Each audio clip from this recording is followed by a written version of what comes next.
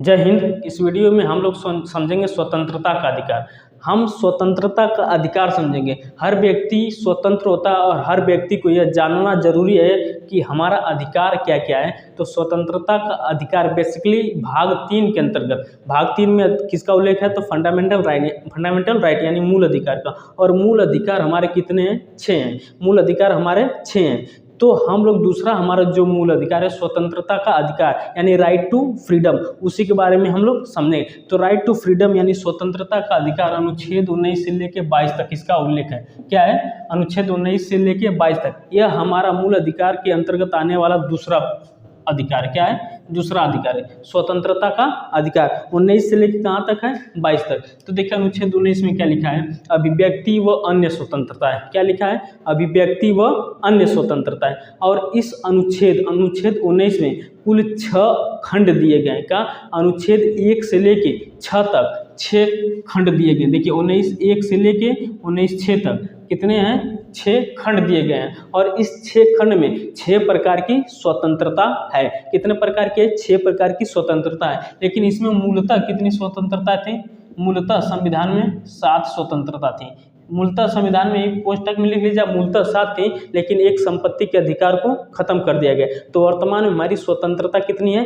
6 है। अब देखिए इसी में साथ ही अनुच्छेद 2 से लेकर अनुच्छेद 6 तक ये भी खंड दिया गया है। इस अनुच्छेद में जितनी भी बात कही गई है उस पर रोक लगाने के युक्ति युक्त निर्बंधन, यानी कि इस अनुच्छेद में जितने भी काम होंगे अगर वह राष्ट्र की एकता और अखंडता को घात पहुंचाएंगे तो यह उस पर रोक लगाएगा।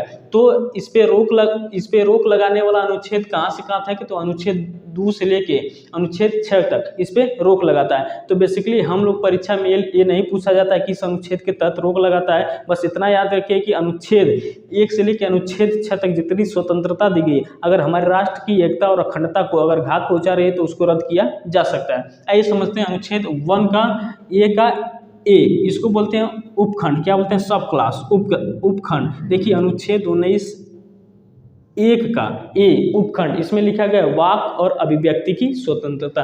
क्या लिखा गया है? वाक और अभिव्यक्ति की स्वतंत्रता। इसको ध्यान से सुनिए, वाक और अभिव्यक्ति की स्वतंत्रता। इसमें क्या गया? वाक मतलब बोलने का अधिकार। क्या है? बोलने का अधिकार। वाक मतलब बोलने का अधिकार। आपको क्या है? बोलने का अधिकार। प्रदर्शन और विरोध का अधिकार। क्या है? आप प्रदर्शन कर सकते हैं।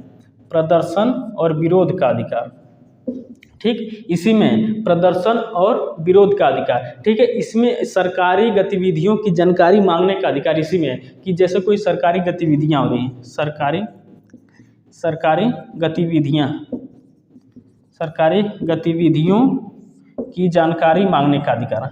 ठीक है, जैसे आपके गांव में कोई सरकारी काम चल रहा है, कोई सरकारी पता चला पाइप लग रहा है या कोई भी एनीवन सरकारी काम हो रहा है तो आप वहां जाकर का इंफॉर्मेशन जानकारी मांग सकते हैं कि यह किस कैसे लग रहा है, मतलब इसका फायदा क्या है। तो वहीं पे अनुच्छेद 19(1) का उपखंड ए में यह सब बात लिखी गई है। बोलने का अधिकार, प्रदर्शन और विरोध का अधिकार। आप किसी का विरोध कर सकते हैं। देखते होंगे कि आए दिन विपक्ष क्या होता है, जो सत्ता में नेता है उसका विरोध करते हैं विपक्ष वाले, लेकिन यह उत्तर कोरिया में नहीं होता है। जो विरोध करेगा उसका सर कलम कर दिया जाएगा।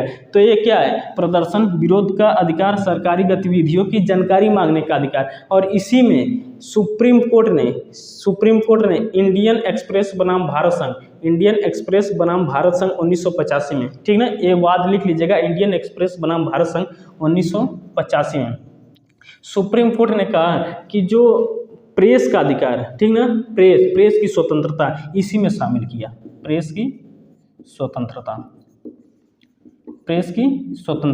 तो ध्यान से प्रेस की स्वतंत्रता क्वेश्चन पूछेगा, प्रेस की स्वतंत्रता किस आर्टिकल के तहत आता है? तो आर्टिकल 19(1) का उपखंड ए, स्वतंत्रता का अधिकार। किस वाद में? तो इंडियन एक्सप्रेस बनाम भारत संघ वाद में इसमें जोड़ दिया गया। अब हम लोग समझते हैं अनुच्छेद 19(1) का बी, इसमें क्या लिखा गया है? तो इसमें लिखा गया है कि हथियार रहित सम्मेलन करने का अधिकार, यानी शांतिपूर्ण हथियार रहित सम्मेलन का अधिकार। देखिए क्या लिखा है?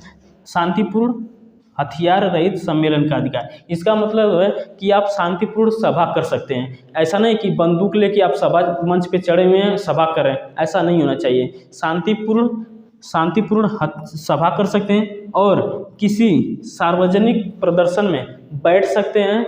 बैठने का अधिकार आपको है सार्वजनिक जगहों पर। जैसे मान लीजिए दिल्ली में कोई प्रदर्शन चल रहा है कि आप देखोगे कृषि बिल पे जब दिल्ली में प्रदर्शन चलता है तो उसमें ऑटोमेटिक किसी को बुलाया नहीं जाता, हर आदमी का अधिकार हो जाकर ऑटोमेटिक अपने आप वहाँ पे बैठते हैं। क्यों? क्योंकि उनका अधिकार है। लेकिन हाँ, वो हथियार रहित होना चाहिए। उनके पास ऐसा ना है कि हम प्रदर्शन में जा रहे हैं, किसी का साथ देना है तो AK-47 खोल जो बोलेगा उड़ा देंगे, ऐसा नहीं है।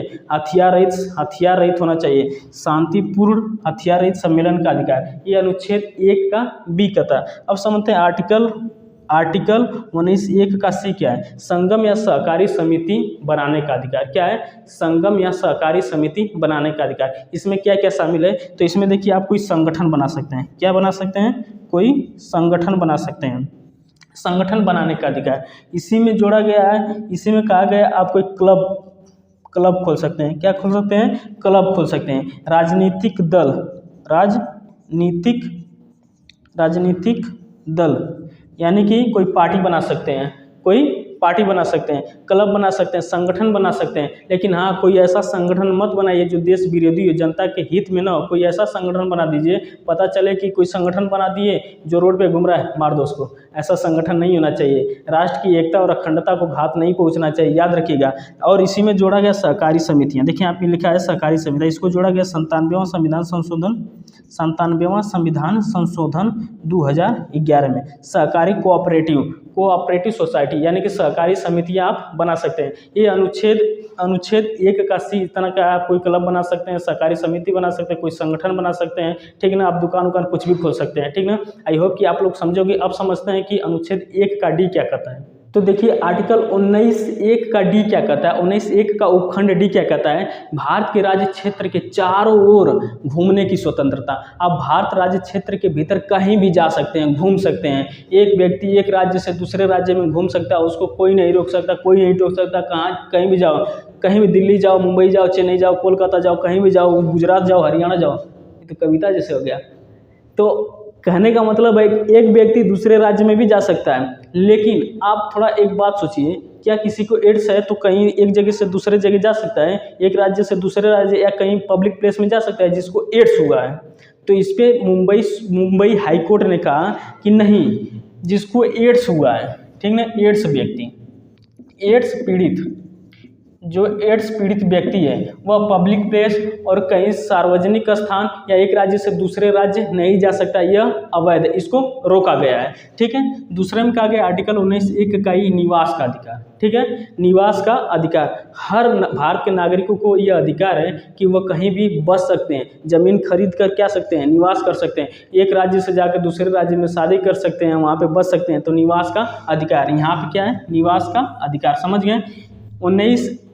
आर्टिकल 19(1) का उपखंड ई में क्या है? निवास का अधिकार। आगे क्या है? आर्टिकल 19(1) का उपखंडीय, इसको खत्म कर दिया गया। इसको खत्म किया गया था 44वां संविधान संशोधन 1978 में। मोरारजी देसाई ने इसको खत्म करके इसको डाल दिया भाग 12(300) क में। यह क्या है? अब मूल अधिकार ना होकर क्या है? कानूनी अधिकार है, ठीक है। ये हमारा संपत्ति का अधिकार, हमारा मूल अधिकार नहीं है, ठीक है। अगला आर्टिकल 19(1) का G क्या कहता है? व्यवसाय करने की स्वतंत्रता यानी व्यवसाय का अधिकार। देखिए जब आप कहीं बसेंगे, आप कहीं दूसरे राज्य में जाके बसेंगे तो व्यवसाय कुछ ना कुछ जीवन यापन करने के लिए कुछ ना कुछ तो करना पड़ेगा। दुकान खोलना पड़ेगा, पान की दुकान, छोले फुल्की की दुकान, कौनो दुकान खोल कर अपना जीवन यापन तो करना पड़ेगा ना भैया। तो वही कह रहा है व्यवसाय करने की स्वतंत्रता। लेकिन एक चीज़, हाँ, यह व्यवसाय करने की स्वतंत्रता लीगल होनी चाहिए। क्या होनी चाहिए? लीगल, ठीक है, लीगल। ऐसा नहीं है कि इनलीगल होना चाहिए। पता चला हम कहीं बस गए दूसरे राज्य में और व्यवसाय करें गांजा अफीम की, आपको पकड़कर सब मरबो करेंगे। तो ये क्या है? राष्ट्र की एकता और जनता के हित में नहीं है, राष्ट्र की एकता अखंडता को घात पहुंचा रहे। आप गलत पता चले दारू का धंधा कर दिए, कहीं देसी ठेका खोल दिए, तो ये व्यवसाय है, व्यवसाय के अंतर्गत यह नहीं माना जाएगा, ठीक है। तो क्या इनलीगल हो जाएगा। तो यही क्या है? व्यवसाय करने का अधिकार। तो इस तरह 19 में कुल कितने प्रकार की स्वतंत्रता थी, तो कुल 6 प्रकार की। पूछेगा कि अनुच्छेद 19 में मूलतः कितने प्रकार की स्वतंत्रता थी, तो 7 प्रकार की। अब हम लोग समझते हैं अनुच्छेद 20 के बारे में। तो देखिए अनुच्छेद 20 में अपराधों के लिए दोष सिद्धि के संबंध में संरक्षण का उल्लेख है। इसमें हर व्यक्ति को 3 प्रकार की स्वतंत्रता दी गई। कितने प्रकार की? 3 प्रकार की। पहला स्वतंत्रता क्या है? एक अपराध के लिए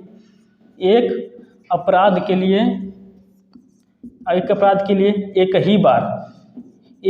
ही बार सजा दी जाएगी। ठीक है, जैसे एक अपराध के लिए एक ही बार सजा। दूसरा अधिकार है अपराध के समय लागू नियम के अनुसार दंडित, यानी कि पनिशमेंट। ठीक है, जिस समय अपराध कर रहा है जो भारत में कानून लागू है उसी के तहत दिया जाएगा। अभी इसको समझते हैं। तीसरा क्या है? अपने विरुद्ध गवाही नहीं दे सकता। क्या है? अपने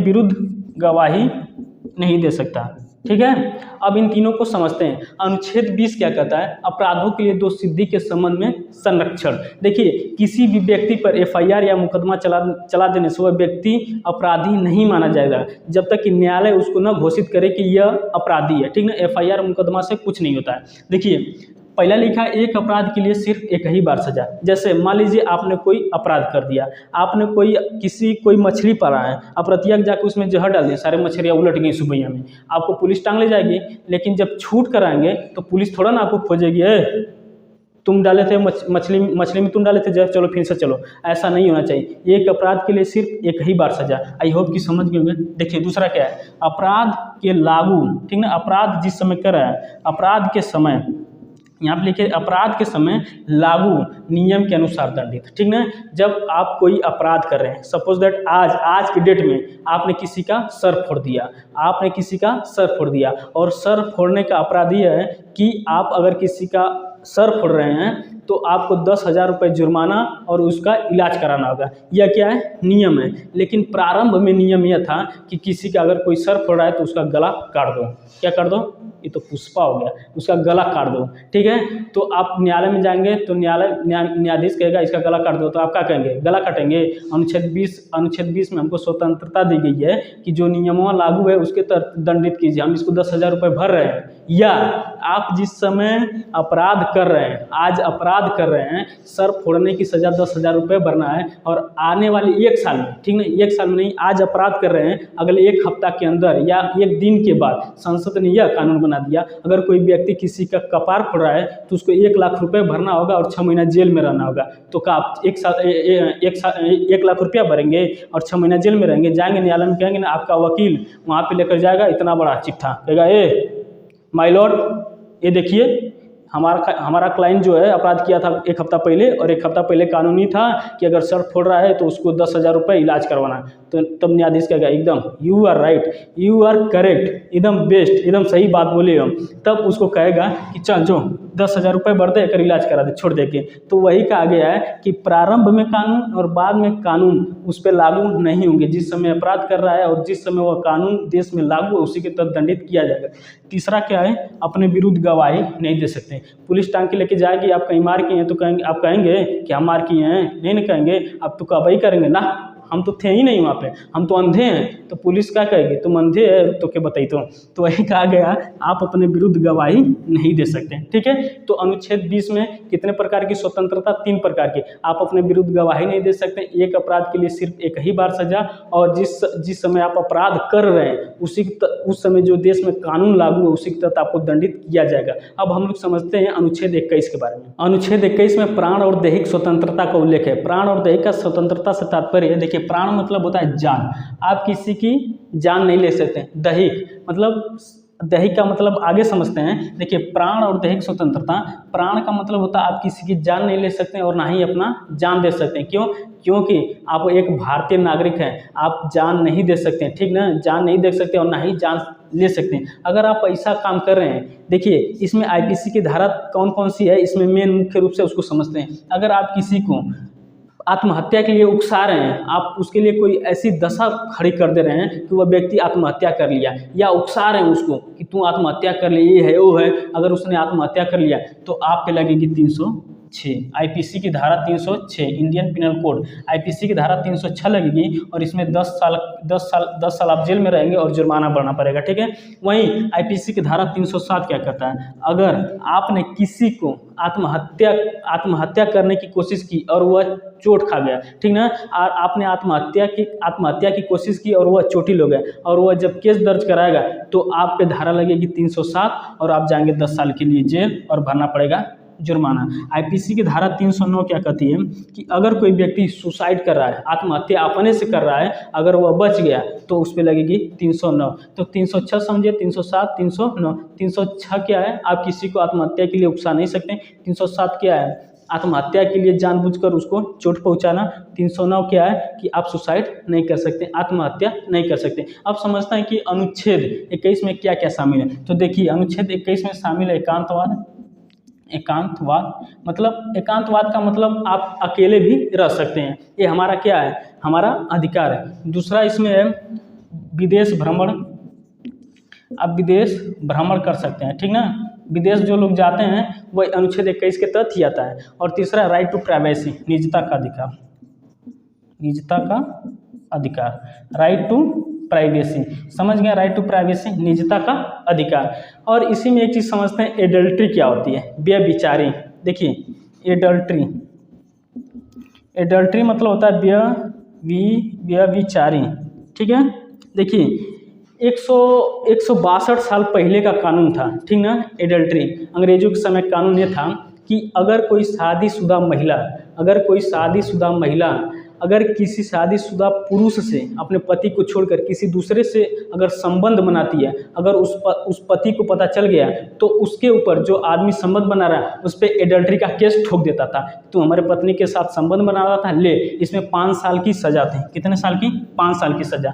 तो हमारा देखा गया कि हमारा अनुच्छेद 14-15 समानता की बात करता है, अनुच्छेद 14 समानता की, और अनुच्छेद 15 बात करता है धर्म, जाति, जन्म स्थान, लिंग के आधार पर प्रतिभेद। तो यहाँ पे लिंग के आधार पर प्रतिभेद हो रहा था। क्यों? क्योंकि रजामंदी स्त्री की भी थी और रजामंदी पुरुष की भी थी। तो बेचारा इसमें पिटाया कौन? पुरुष। तब सुप्रीम कोर्ट ने, उस समय न्यायाधीश थे दीपक मिश्रा की अगुवाई में 5 बेंचों की जज बैठी और उन्होंने धारा 497 जिसमें एडल्ट्री का उल्लेख था, धारा 497 को असंवैधानिक घोषित किया। कहा कि नो, स्त्री और पुरुष सब क्या है? बराबर है।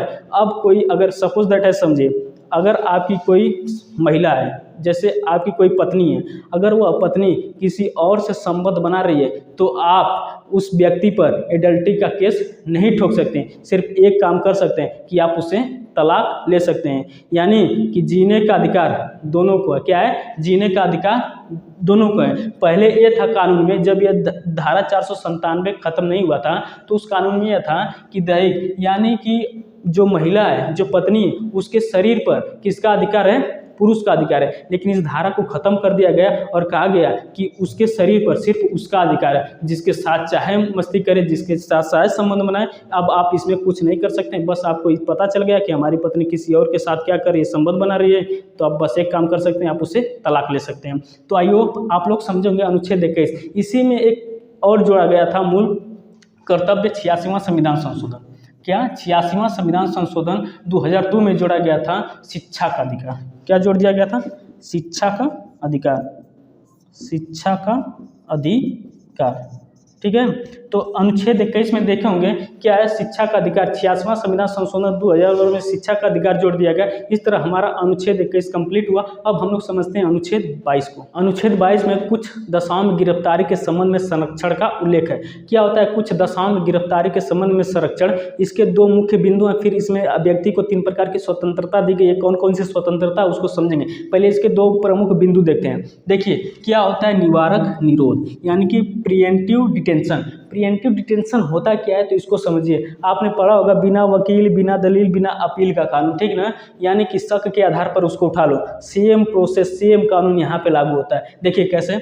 जब पुलिस को यह लगे जिस व्यक्ति के कारण अपराध होने वाला है, यानी कि जिस व्यक्ति या जिस नेता कोई भी नेता हो, कोई भी व्यक्ति हो, अगर पुलिस को लग गया कि इसके कारण अपराध होने वाला है तो अपराधी को अपराध करने से रोकना ही प्रिवेंटिव डिटेंशन कहलाता है, निवारक निरोध। जैसे कोई नेता बड़े बड़े मंच पे चढ़ गया, अब मंच पे चढ़ के भाषण ऐसा दे रहा है कि जनता में आक्रोश फैल गया और जनता ने उठा लिया तलवार, उठा लिया लबदा, सब चीज़ उठा के बस फूकना स्टार्ट कर दे, तब उसी को रोकना क्या कहलाता है? Preventive detention. पुलिस उसको पहले ही उठा लेगी, कहेगी तुम भाषण दोगे, मंच पे चढ़ोगे, लोगों को भड़काओगे, इससे अच्छा हम तुमको पहले ही उठा लेते हैं। प्रिवेंटिव डिटेंशन के तहत इसको उठाकर डाल देगी, जेल में नहीं डालती, याद रखिएगा, इसको डाल देते किसी